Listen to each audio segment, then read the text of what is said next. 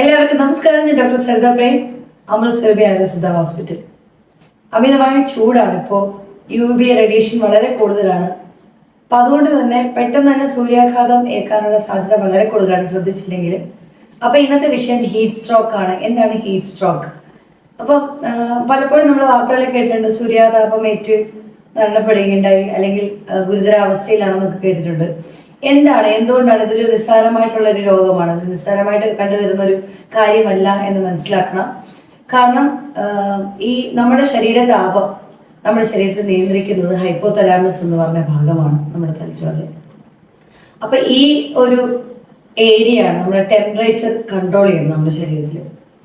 അപ്പം നമ്മുടെ ശരീരത്തിൽ 40 ഡിഗ്രിക്ക് മേലെ താപം വർദ്ധിക്കുമ്പോൾ അത് ഹീറ്റ് സ്ട്രോക്ക് എന്ന് പറഞ്ഞ അവസ്ഥയിലേക്ക് പോയിപ്പെടുന്നു. ഇതിൽ കണ്ടുവരുന്ന ലക്ഷണങ്ങൾ സാധാരണഗതിയിൽ അമിതമായി അല്ലെങ്കിൽ കടുത്ത തലവേദന, ഇനി കൂടാതെ ഓക്കാനം, ഛർദില്, തലകറക്കം, അതേപോലെ തന്നെ വളരെ തീവ്രമായ അവസ്ഥയിൽ നോക്കുകയാണെങ്കിൽ അപസ്മാരം പോലുള്ള അവസ്ഥയിലേക്ക് പോയിപ്പെടാറുണ്ട്. അതുപോലെ തന്നെ സ്കിന്നിൽ ഉണ്ടാകുന്ന അമിതമായ ആ ചുവപ്പ് നിറം എന്ന് വെച്ചാൽ നീറ്റലോടുകൂടി. അപ്പം ഇതെല്ലാമാണ് സാധാരണഗതിയിൽ ഹീറ്റ് സ്ട്രോക്കിൽ കണ്ടുവരുന്ന ലക്ഷണങ്ങൾ. ഇനി ഇത് ആരിലൊക്കെയാണ് കൂടുതൽ ഉണ്ടാകുന്നത് വെച്ചാൽ, കൂടുതൽ സമയം നല്ല ഈ 11 മണിക്കും 3 മണിക്കും ഇടയിലുള്ള വെയിൽ കൂടുതലായി ഏൽക്കുന്ന ആളുകളിലാണ് കൂടുതലും ഹീറ്റ് സ്ട്രോക്കിന് സാധ്യത. അതായത് 10 വയസ്സിന് താഴെയുള്ളവരും 60 വയസ്സിന് മേലുള്ളവരും വളരെയധികം ഇതിൽ എക്സ്പോസ് ചെയ്യുന്നുണ്ട്. അപ്പോൾ അങ്ങനെയുള്ളവരിൽ ഇത് കൂടുതലായിട്ട് ചാൻസസ് വളരെ കൂടുതലാണ്. അപ്പം ഈ ഒരു സ്റ്റേജ് വർദ്ധിക്കാനാണ്. പിന്നെ ഈ കൂടുതലും പുറത്ത് പണി ചെയ്യുന്ന ആളുകൾ, മൈൻസിലൊക്കെ വർക്ക് ചെയ്യുന്ന ആളുകൾ, പിന്നെ അതേപോലെ തന്നെ ഈ ഫയർ സ്റ്റേഷൻ വർക്ക് ചെയ്യുന്ന ആളുകൾ, അതേപോലെ കൂടുതൽ സമയം വലിയ വലിയ ബിൽഡിങ്സിലൊക്കെ ഔട്ടർ ഏരിയയിൽ വർക്ക് ചെയ്യുന്നവർ, പ്രോപ്പറായിട്ട് പ്രൊട്ടക്ഷൻ കൊടുത്തില്ലെങ്കിൽ ഇവർക്കൊക്കെ ഈ സൂര്യാഘാതം ഏൽക്കാനുള്ള ചാൻസസ് വളരെ കൂടുതലാണ്. ഇനി ഇതിനെ എങ്ങനെ തടുക്കാം എന്നുള്ളതാണ്. ഇപ്പൊ സാധാരണഗതിയിൽ നമ്മൾ സ്കിൻ കെയറിന്റെ ഒരു ഭാഗമായിട്ട് നമ്മൾ പറയുന്നൊരു കാര്യമാണ്, സമ്മർ സീസൺ പ്രത്യേകിച്ച് വരുന്ന സമയത്ത് ഒരിക്കലും നിങ്ങളുടെ റുട്ടീൻസിൽ അല്ലെങ്കിൽ നിങ്ങളുടെ ഒരു കെയറിൽ ഒഴിച്ചുകൂടാൻ പറ്റാത്ത ഒരു കാര്യമാണ് സൺസ്ക്രീൻ. അപ്പൊ അത് ഏത് സൺസ്ക്രീൻ എടുക്കാം എന്നുള്ളതാണ് മറ്റൊരു ചോദ്യം. കാരണം പലർക്കും സൺസ്ക്രീൻ സെലക്ട് ചെയ്തെടുക്കാൻ വലിയൊരു കൺഫ്യൂഷൻ ഉണ്ടാവും. സാധാരണഗതിയിൽ ഒരു ജെൽ ബേസ്ഡ് സൺസ്ക്രീൻ ആണെങ്കിൽ കുറച്ച് ഓയിലി ആയിട്ടുള്ള സ്കിൻ ഉള്ളവർക്കും ഈവൻ നോർമൽ സ്റ്റോൺ ഉള്ളവർക്കും അത് ബെറ്റർ ആയിരിക്കും. എന്നാൽ എക്സ്ട്രീം ഡ്രൈ ആയിട്ടുള്ള സ്കിൻ ഉള്ളവരാണെങ്കിൽ ഒരു ക്രീം ബേസ്ഡ് സൺസ്ക്രീൻ ആയിരിക്കും എപ്പോഴും നല്ലത്. ഇനി അതിൽ ശ്രദ്ധിക്കേണ്ട കാര്യം UVA UVB 2 റേസ്. അതിൽ UVB റേസ് ആണ് നമ്മൾ ഏറ്റവും കൂടുതൽ ഫോക്കസ് ചെയ്യുന്നത്. അപ്പൊ സൺസ്ക്രീനിൽ minimum sun protecting factor 30 above ഉള്ളത് മാത്രമേ നിങ്ങൾ സെലക്ട് ചെയ്യാവൂ. കാരണം എങ്കിൽ മാത്രമേ നിങ്ങൾക്കൊരു 90 to 99% എങ്കിലും പ്രൊട്ടക്ഷൻ കിട്ടത്തുള്ളൂ.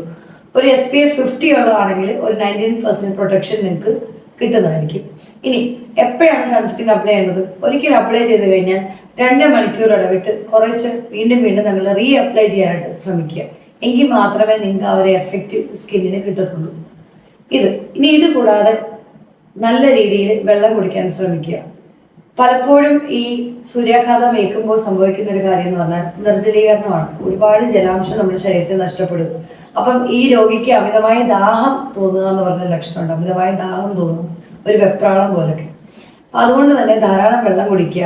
വെള്ള അംശമുള്ള പഴവർഗ്ഗങ്ങൾ, അതായത് തണ്ണിമത്തൻ, ഓറഞ്ച്, ഇപ്പൊ ഈ മാമ്പഴത്തിന്റെ സീസണാണ്, മാമ്പഴം. അപ്പൊ ഇതൊക്കെ ധാരാളമായിട്ട് കഴിക്കാനായിട്ട് ശ്രമിക്കുക. അതേപോലെ തന്നെ മിനിമം കുറഞ്ഞത് സമ്മർ സീസണിൽ ഒരു 2.5 മുതൽ 3 ലിറ്റർ വെള്ളം എല്ലാവരും കുടിക്കാനായിട്ട് ശ്രമിക്കുക.